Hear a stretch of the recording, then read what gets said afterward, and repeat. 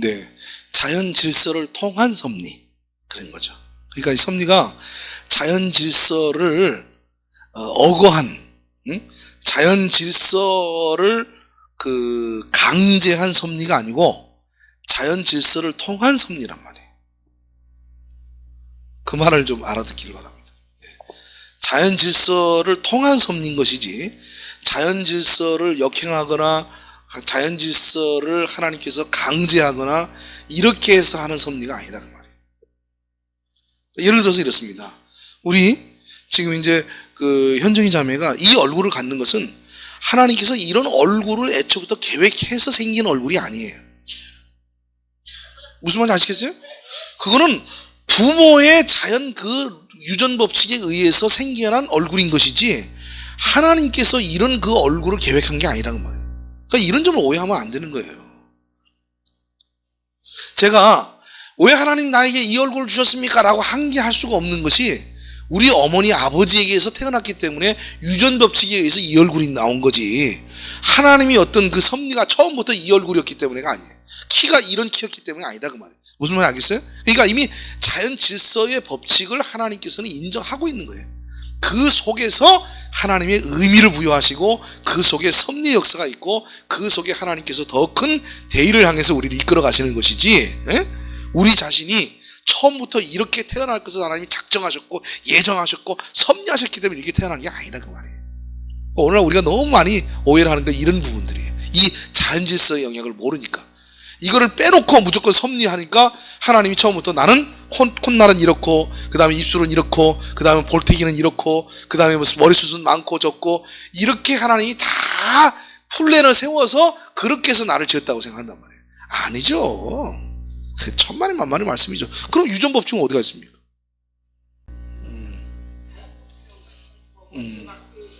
그래서 나는 이렇게 생각해요. 그런 것에다가 너무 의미를 두지 마세요.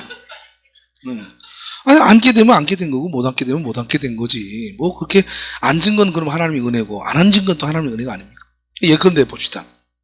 우리가 소위 지금 이런 자연 질서와 원리를 좀 이해하지 못할 경우들이 어떤 경우들이냐면 이런 경우예요. 자, 두 선수가 지금 이제 링 안에 섰습니다. 링 안에 섰는데 한 사람이 탁 이렇게 하면서 이렇게 합니다.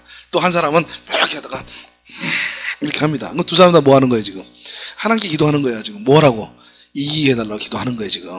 자, 그러면 딱 싸워서 한 사람이 다 이겼어요. 한 사람은 졌어요. 자, 그럼 한 사람이 이긴 이유는 뭡니까?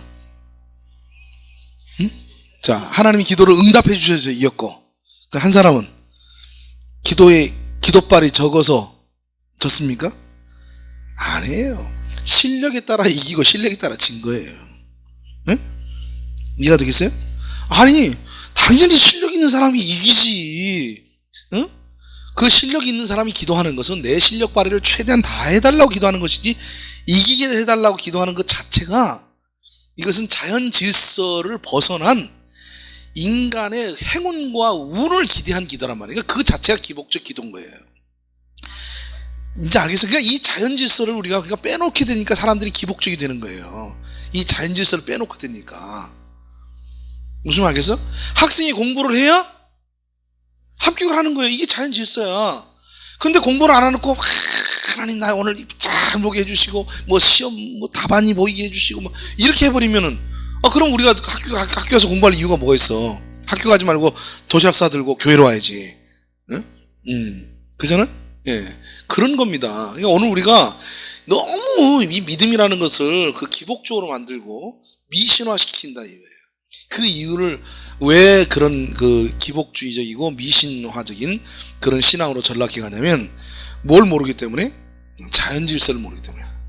하나님은 대부분 자연 질서에 맡겨놨어요. 그러니까 인간, 우리 육체의 어떤 삶의 원칙이라는 건 거의 자연 원리를 따라서 가는 거예요. 자연 원리를 따라서. 내가 그린저를 타는 것이 안전합니까? 티코를 타는 것이 안전합니까? 뭐? 하나님께 기도하고 타면은 티코도 안전하지. 이게 오늘날 소위 기복적 신앙이고 미신적 신앙이라고 하래요. 네? 무슨 말이겠어요? 이해가 돼요? 당연히 그런 짓 하는 게 안전하지. 무슨 티코를 타도 하나님이 지켜주시면은, 그렇고. 어떤 사람 그렇게 얘기해요. 아니요, 그랜저를 타더라도 하나님께서 함께 하시지 아니하시면은 뭐 티코하고 부딪혀서 더 박살나던데요. 예, 특별 경우는 있어. 언제나 특별 경우는 있는 거예요. 특별 예외 현상은 있고 하나님의 어떤 특별한 개입되는 섭리는 있어요. 그러나 이렇게 하래. 특별한 경우를 보편화시키지 말라. 늘 내가 우리 성도들한테 가르치는 얘기가 그럽니다. 특별한 케이스, 특별한 경우를 보편화시키지 말라. 왜냐? 특별 케이스보다는 보편적 케이스가 훨씬 더 많으니까. 응? 무슨 말이겠어? 예를 들어 봅시다. 할렐루야 기도원에 가가지고 누군가가 막 긁어대니까 믿습니다, 믿습니다, 믿습니다 해가지고 병을 났을 때, 그럼 병 났었어. 할렐루야 막 자랑을 해. 근데 우린 질문을 해봐야 돼. 몇 명 만에? 몇 명 만에? 이 질문이 없단 말이야. 자, 안수받아서 나 병 고쳤습니다 하는 얘기까지 좋아. 그래, 그거는 특별 케이스고 그럴 수 있어요. 자, 그런데 몇 명 만에? 2만 명 만에 한 사람은 고쳤어. 자, 그러면 고친 건 고친 것이지만 2만 명 만에라는 개념이 들어가게 되지면 이 고친 것이 무슨 의미가 있냐고 말이에요. 이건 보편적인 사람은 어떻게 하는 거예요? 보편적인 사람들은 다 못 고치고 돌아갔다는 거예요. 이해가 되시겠어요? 이처럼 특별 케이스를 보편화시키게 되지면 그게 미신적 신앙으로 흘러가 버리는 거예요. 특별 케이스를 보편화시키게 되지면. 근데 대부분 오늘날 이 특별 케이스들을 너무 보편화시키고 있단 말이에요. 네? 예수님께서는 섬기셨다. 어떻게 섬겼냐? 제자들이 발을 씻기셨다. 그럼 날마다 씻기셨나? 어쩌다 한 번 시키셨어요. 어쩌다가 그야말로 평생에 한 번 시킨 거예요. 평생에 한 번. 평생에 한 번 제자들이 발을 씻긴 걸 가지고 맨날 발 씻겨야 된다고 그러면, 그럼 나도 할 수 있어. 우리 성도들 다 데려다 놓고 세족식 한번 하면 돼. 그 뭐 어렵고 뭐 있어요. 그 목사가 성도들 데려다 놓고 내 평생에 한 번만 하면 되는데. 예수님도 한 번만 했는데, 예수님 한 번 해놓고 늘 섬기는 주의 종의 어떤 그 자세를 보여줬다 이렇게 말씀하고 있는데, 나도 아직도 뭐 하지 뭐 있어요. 한 번 딱 시켜놓고 그럼 평생, 우리 목사님은 평생 참 섬기는 본을 보이셨다 그렇게 얘기할 거예요? 그러니까 여러분요, 사고가 좀 틀이 좀 여러분들이 객관적이면서 좀 뭐랄까 좀 건전해야 돼. 이 사고의 방향이 너무 편협해가지고 어느 한 가지 경우를 너무 특별화시키고 너무 그것을 아주 절대화시켜서 그걸 보편화시킨단 말이에요. 어떤 경우를, 그 사람의 경우는 그럴 수 있었는데 그 경우를 보편화시켜서 너도 나도 그래야 되는 것처럼, 이게 바로 기복화 작업이요, 이게 바로 미신화 작업이란 말이에요. 이해가 되십니까? 나는 차 사고가 났는데도 불구하고 하나님께서 돌봐주셔서 살아나셨다. 할렐루야. 그러면 예수 믿는 사람들이 다 사고 날 때마다 그렇게 하나님 살려주시다는 말이에요. 그래봐야 누구나 다 예수 믿지. 그죠? 그리고 좀 운전대 모드로 잡어. 눈 감고 그냥 악셀만 밟아버리지. 목사님 그건 아니고요. 아니 그건 아니면 이것도 아니어야 되지. 그거는 우리가 운전대 잡아야 되고, 사고 나서 지켜주는 건 하나님의 역사고. 그러면 사고 나서 죽은 사람은 하나님 안 지켜주신 겁니까? 그럼 어떡할 거예요? 자연 법칙에, 운전 법칙을 어겨서 사고가 일어난 거예요. 그 사고에다 너무 의미를 부여하려고 하니까 안 된단 말이에요. 그래서 사고는 자연 질서되 해석은 받아들인 사람 입장에서 선으로 합력하여 선을 이룬다는 해석의 선이 있는 것이지 사고의 선이 있는 게 아니에요. 이 말을 너무 멋있는 말인데 이거 잘 알아들을는지 몰라. 자, 무엇이 선이 있는 게 아니에요? 사고의 선이 있는 것이 아니라 해석의 선이 있는 거예요. 해석을 어떻게 하고 그 사건을 어떻게 받아들이느냐는 것이 받아들임의 문제인 것이지, 그 사건 자체에 대해서 너무 의미를 부여해가지고 그 사고를 가지고 그러면 꼭 그런단 말이에요. 어떤 사고 나면 저 사람 참 하나님 앞에 벌 받았을 거야. 그럼 물어보자고. 김일성이는 왜 벌을 안 받았어? 김정일은 왜 벌을 안 받는데? 그렇잖아요. 예수 믿으면 복 받는데. 그럼 이 말을 뒤집어서 예수 안 믿으면 저주가 있어야 될 거 아니야. 예수 믿으면 복 받는다는 말이 이게 정식이라면, 이것이 원리고 이거 진리라면, 그럼 뒤집어도 진리가 되는 거야? 그럼 예수 안 믿으면 뭘 받아야 돼? 저주를 받아야 되잖아. 그 예수 안 믿는 사람들 지금 저주 받고 있어요, 안 받고 있어요? 잘 먹고 잘 살아. 주일마다 교회 안 가도 오히려 그 사람들은 주말마다 산으로 올라가서 삼겹살 구워 먹고 맛있게 잘 살잖아. 그래 안 그래요? 그러니까 예수 믿으면 복 받는다, 세상적인 복 받는다라는 말이 진리예요, 비진리예요? 진리는 꼭 아닌 거예요. 그러니까 꼭 그렇지만은 않은 거예요. 나중에 됩니까? 많은 경우에 무엇이 해답을 가지고 있어요? 자연 질서. 이것이 많은 대부분의 경우에 해답을 가지고 있는 겁니다. 그리고 그 자연 질서 가운데 특별한 하나님의 섭리와 계획이 어떤 특별한 일을 위해서 있는 거죠. 모든 것을 보편적인 하나님의 섭리라고 보면은 난리 나는 겁니다. 그럼 보편적인 하나님의 섭리가 좀 어느 나라 해가 좀 이쪽에서 떠기다 저쪽에서 뜨기도 하고 막 이래야 되는데, 해는 늘 일정하게 동에서 떠서 서쪽으로 치잖아. 그죠? 아니, 성경에 해가 멈췄던 데가 있어요.